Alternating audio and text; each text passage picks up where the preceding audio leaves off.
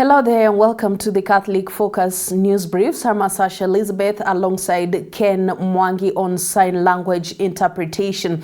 Now on this bulletin, we bring you key developments from across the globe and closer home as Pope Leo XIV concludes his apostolic journey across Africa with a powerful message of faith and unity. Let's get started.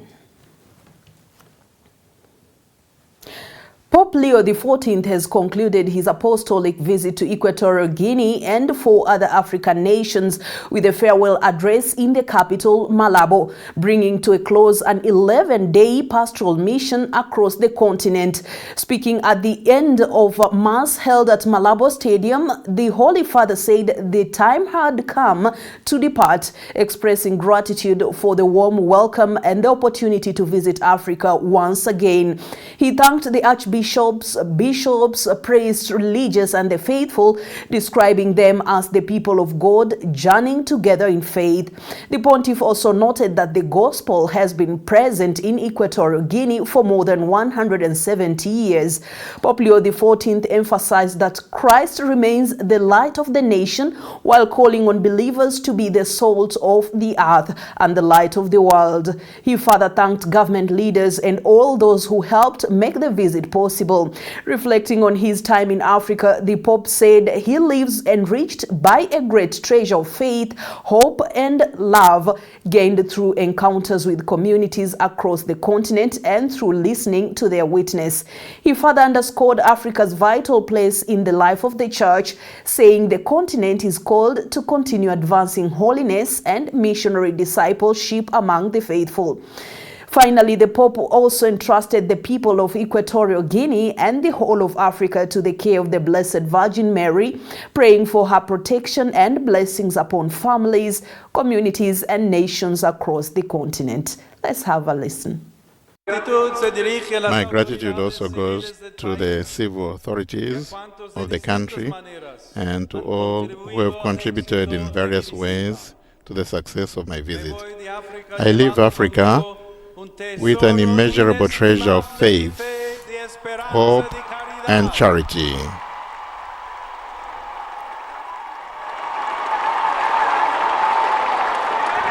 A treasure consisting of stories, faces, and testimonies, both joy and sorrowful, which will greatly enrich my life and ministry as the successor of Peter.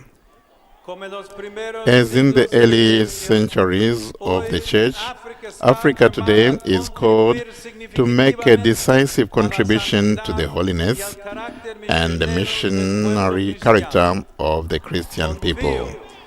May this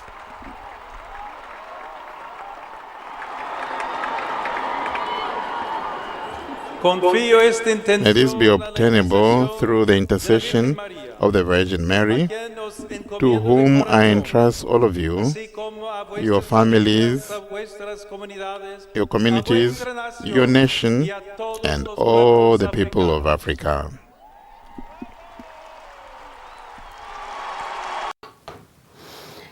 And indeed, it has been such a vibrant and inspiriting papal visit, episcopal visit of Pope Leo XIV.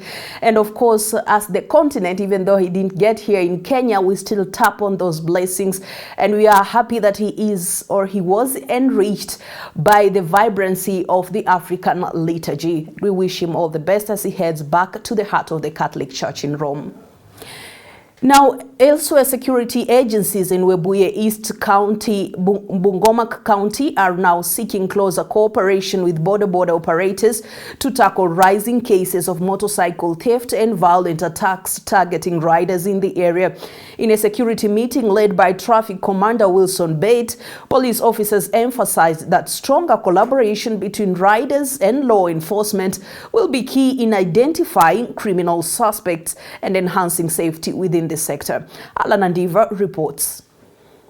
Speaking during a security meeting that brought together police officers led by Traffic Commander Wilson Bate, the officers emphasized the importance of cooperation between border operators and security agencies.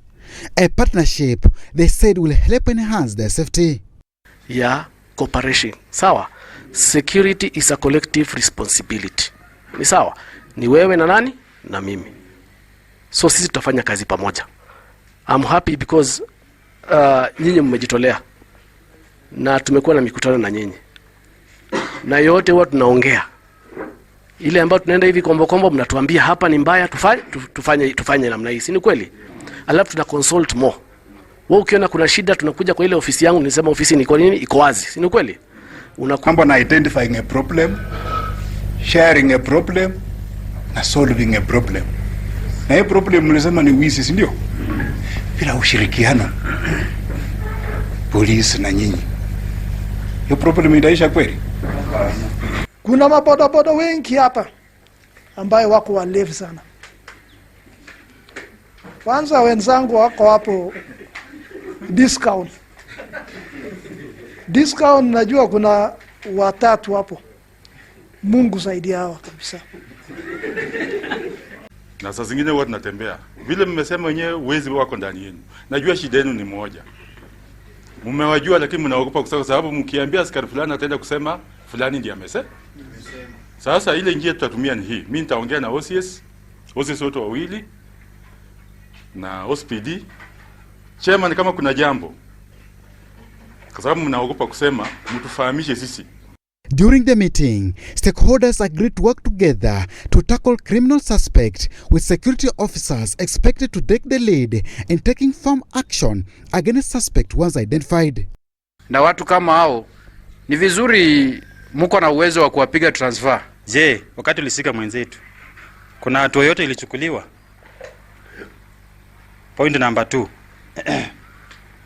Hapa Webuye, especially usiku, sisi kama security tuko na kazi ngumu sana. Nilikuwa naomba tu serikali,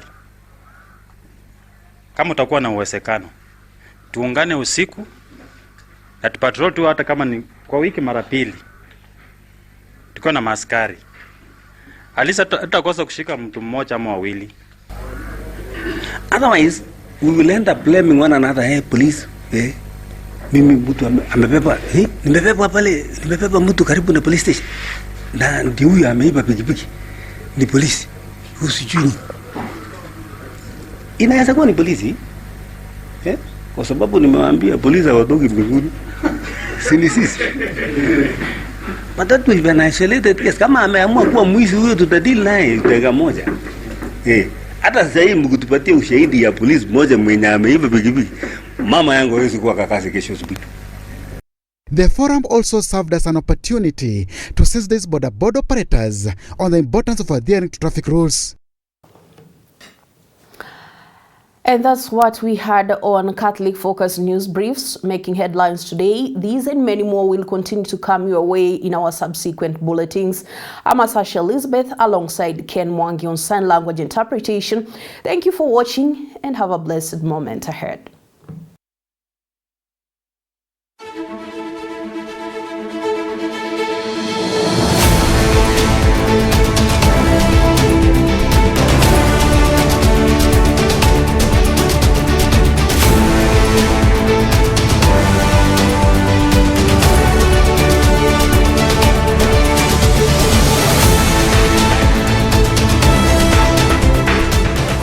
Keep watching Capuchin TV, your staunchly Catholic identity channel.